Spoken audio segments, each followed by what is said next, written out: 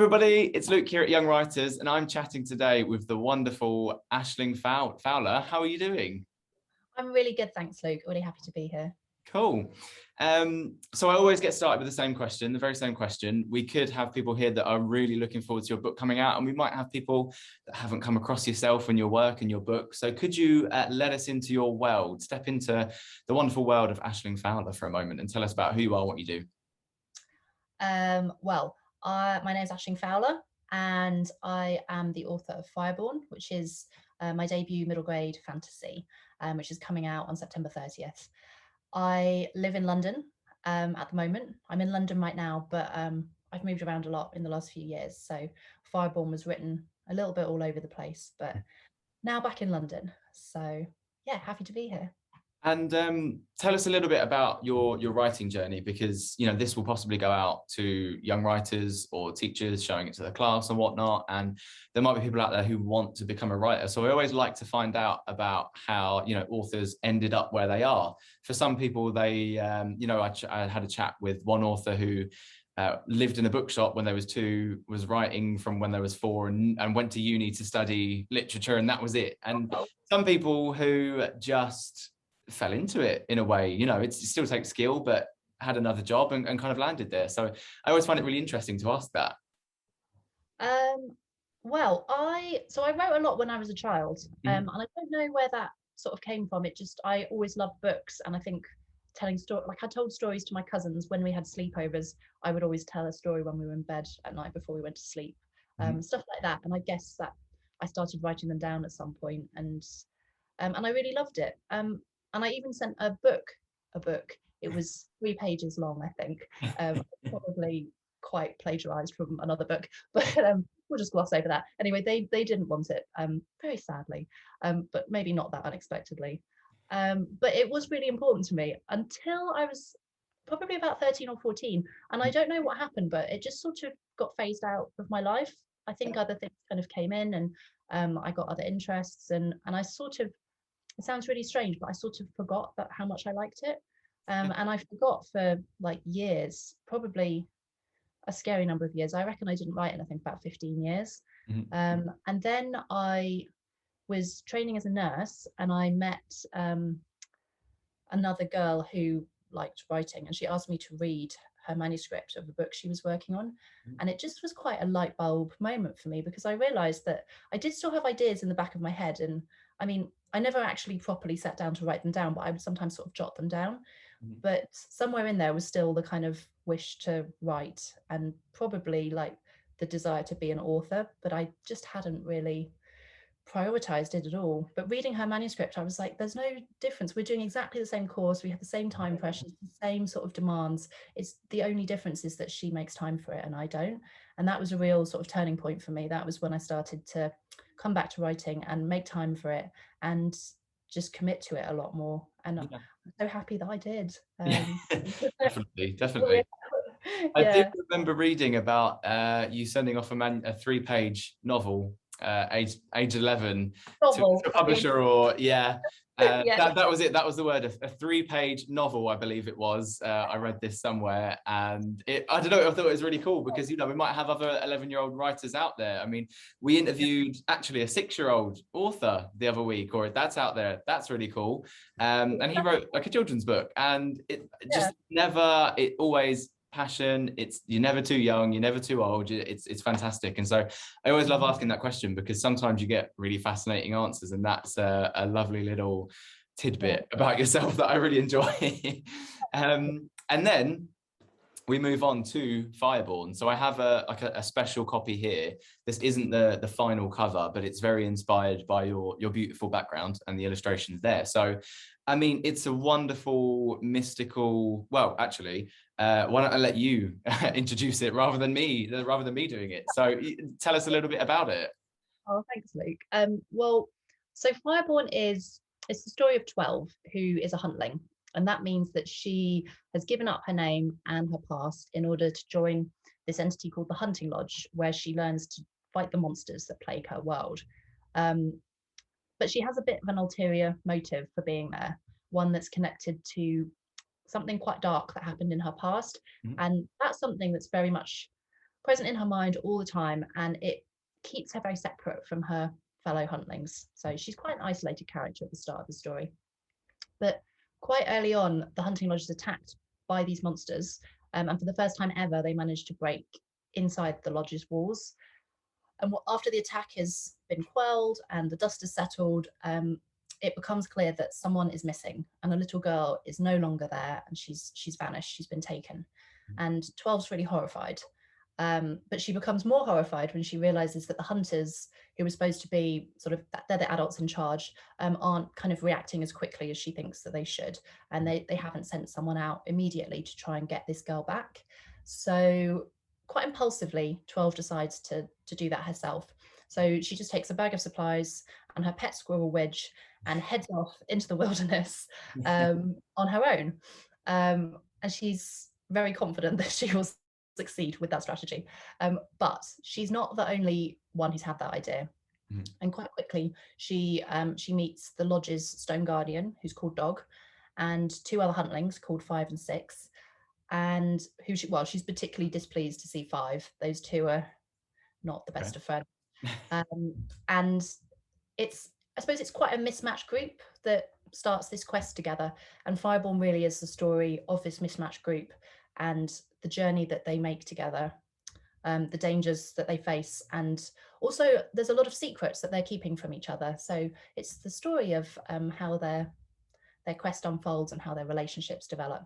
And for 12, there's alongside that quite an emotional storyline as well, as she tries to kind of come to terms with what's happened in her past. So my next question actually is links straight from that, but the idea, the sort of concept of the book seems really original. I mean, you know, you can draw parallels from possibly like How to Train Your Dragon or like the Skywalker series or like Brissinger, that kind of thing. But it seems like a really original concept, and it's not something that you know, happens in everyday life. It's not something that we all have experienced or stems from something that, you know, you don't walk up the street and get this idea of this concept. And so it seems really thought out in this wonderful world where you step into, and it's completely different. And sometimes I find that's actually harder to create, because you're creating everything rather than, you know, set in London or set in wherever. You have to create everything. And so where do you get the inspiration, the ideas from to create this entire new creation, really? Yeah, it was super fun. I think kind of creating a world from scratch is like, it's fantastic. It's just, yeah, you can really kind of go to town with it. But in terms of how I did it, I mean, the first sort of spark of the story, the first inspiration for it was 12 herself. Like, she's the first character that came to me, and she came to me while I was watching my husband play a video game. So that might maybe have been part of it, but the kind of the video game that my husband was playing, there was this really sort of amazing heroine was the main character. She was really compelling, like really intelligent, just really strong and brave. And I think that something about her kind of reminded me of like other characters that I'd really liked when I was younger, like Buffy the Vampire Slayer and even like Xena Warrior Princess before that. So I remember actually sitting on the sofa and thinking, like, why aren't I writing characters like this? And almost immediately, like, 12 popped into my head. And she popped into my head not fully formed, but I did know 2 things about her. And one was that she fought monsters with axes, and 2 was that she was really angry. So in terms of building the world, I knew straight away that the world she was in had monsters. But really, it was more in unpicking her anger that the rest of the world kind of pulled into focus. And it's actually not an exaggeration to say that the whole world and the hunting lodge concept and the clans and all of the other characters kind of grew from 12 herself.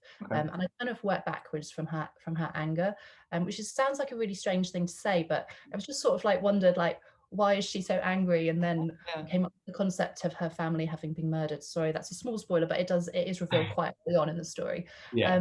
And then I was like, why were her family murdered? And I thought, well, maybe there are clans who don't get on. And then I was like, why don't they get on? And I thought, well, maybe they just have really different lives because they live in different places and their lives are really connected to where they live. So they can't maybe always relate to each other, or they're really like suspicious of each other. So it kind of And then I had the monsters and the clans who don't get on, and from there kind of the hunting lodge grew, because I thought maybe you need something that's trying to keep the peace between them, Yeah. and also kind of keep the monsters in check. And so it really all grew from 12. That was a very long-winded answer, I'm sorry, No, but no, like, I mean it's the answer though, and it's yeah, genuine, and that's how it happened, and it makes a lot of sense. You know, if it is going out to people out there that want to be writers, I always find it a really important thing to kind of ask that idea, because sometimes you might be a really great writer but just not have the kind of creative edge to start something from scratch. And so understanding that method, I think, is quite cool. yeah, And similarly, the story, the book is full of really interesting, intriguing characters. You know, there's, as you say, 12 as the main protagonist, and kind of like the supporting characters, if you were, and they all have their stories and their really original things behind them. And so a similar question, where, you know, how are your characters based? Are they based off maybe people that you know, or just was it similarly stemming from the one person? yeah. I mean, no, they're definitely not based on anyone I know. Don't worry, anyone who knows me. Yeah, I mean, what's the question? Don't get me in trouble, Luke. No, I they sort of did grow from 12 in a way, but not indirectly, but then their characters sort of developed individually. So I wanted the cast to, or the cast of characters to be quite ill-suited, definitely at the beginning of the story anyway. And to be honest, I think because of 12's got these really kind of thick protective walls around her, and she appears quite prickly to everyone around her. So I think it would have been difficult to write a character that she would have got along with at the beginning, like with her being the way that she is definitely at the start. So so I wanted to have a mismatched group, but for each of them to be quite different within that group as well. So with Dog was actually quite an easy character to kind of to create, because he's a dog, and I thought, well, if he's a dog, he may as well have dog-like qualities, and he's Yeah. specifically a guard dog. I mean, he's sort of a huge magical stone guard dog, but like he's still a guard dog. So I thought I'm going to make him sort of protective, quite dutiful, very loyal. But that seemed a bit kind of almost a bit too boring. And also he's really old and he's really experienced in battle. So there was a bit of a risk, I thought, with him that he would be too in charge. So I thought maybe I'll take him out of his comfort zone, and maybe he's never been on a quest before. And he'll definitely never have been on a quest with like 3 bickering children who don't want to work as a team. And it's just something completely out of his experience. Yeah. So that sort of would make him a bit more interesting.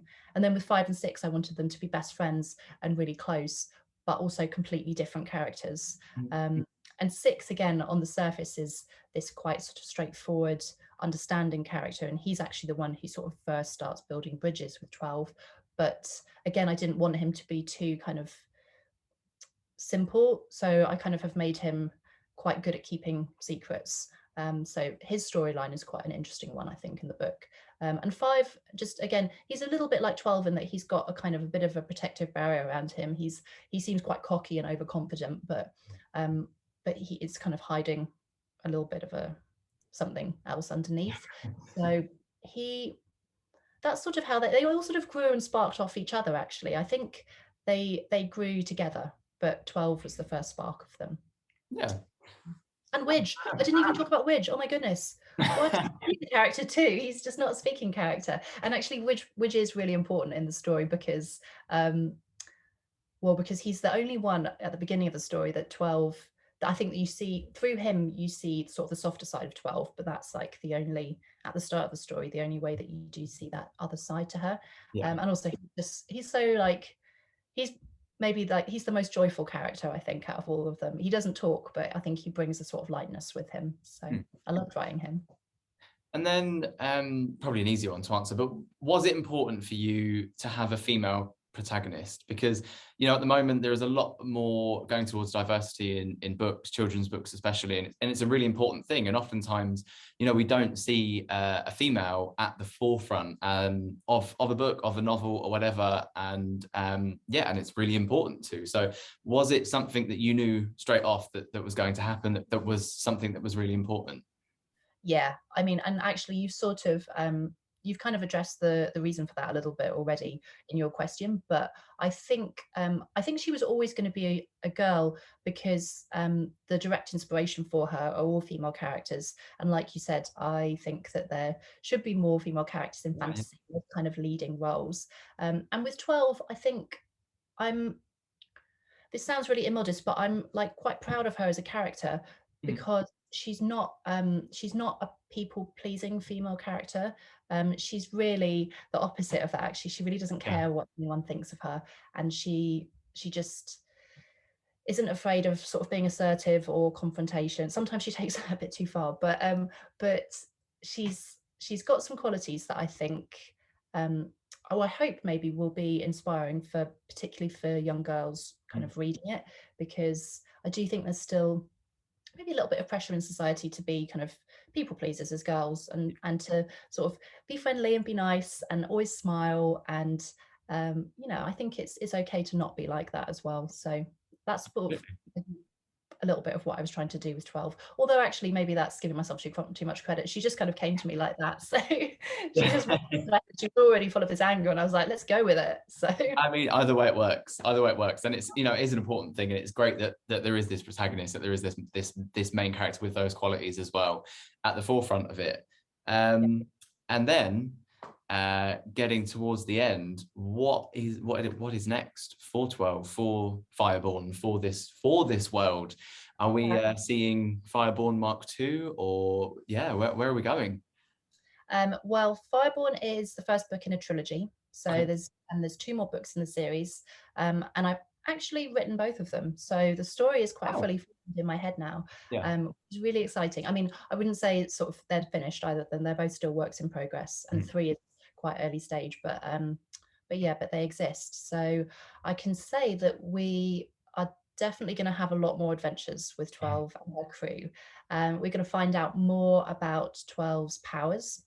We're going to find out, we're going to see more places in the world. I think at the end of book 1, and I'm not giving any spoilers to anyone that are specific spoilers, but it's clear that the story is going to move beyond the hunting lodge, and that is definitely something that's on the cards. So some new characters, some new places, and lots of new monsters, which I'm delighted about because I love writing the monsters.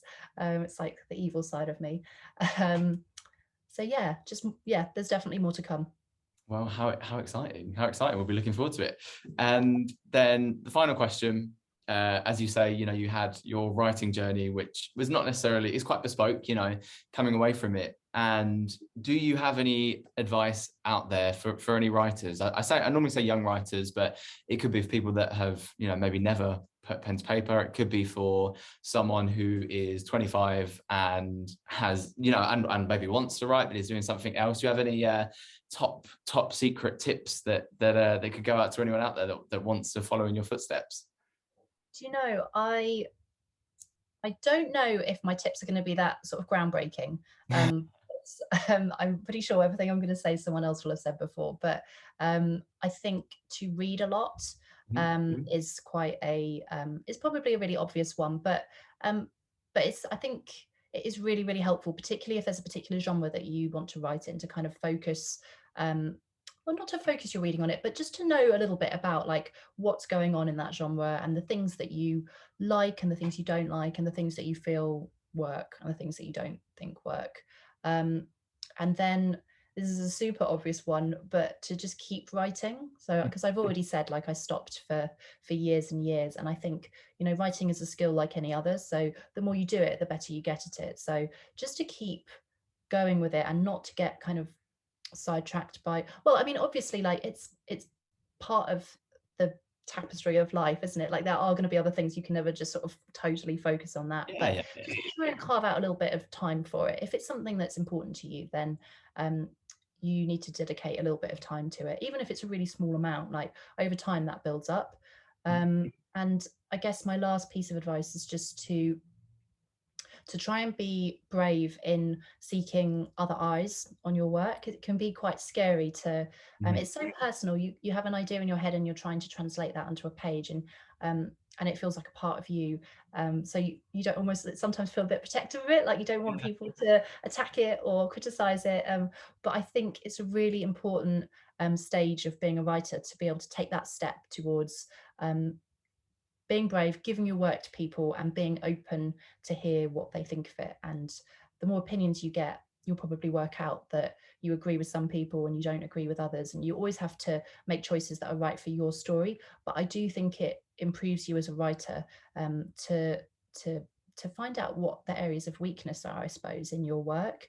And it can be a bit confidence denting, but I think it is really important. So to be brave and to persist and just to have fun as well. It's amazing, like, to be able to, you know, to try and like write a story from your head onto the page and then give that to someone. It's sort of like, you know, you hope it's kind of like a gift. So yeah, I mean, it's true, you know, that is, I think that's a really cool piece of advice, actually, is that some people write and they don't realize, and it is a really scary thing to put it out there, to do something so personal oftentimes, and then just to send it to people and get feedback. And it's also really hard to get feedback and to be told how to improve something that you've put a lot of work into as well. I think it's something that, you know, if you write as a hobby, then you might not necessarily have to do, but if you want to write and release books and something, it's absolutely something that maybe you don't have to think about right now, but something to consider going down the line. And it's true, and I think sometimes we forget that, and it is, it's a good piece of advice.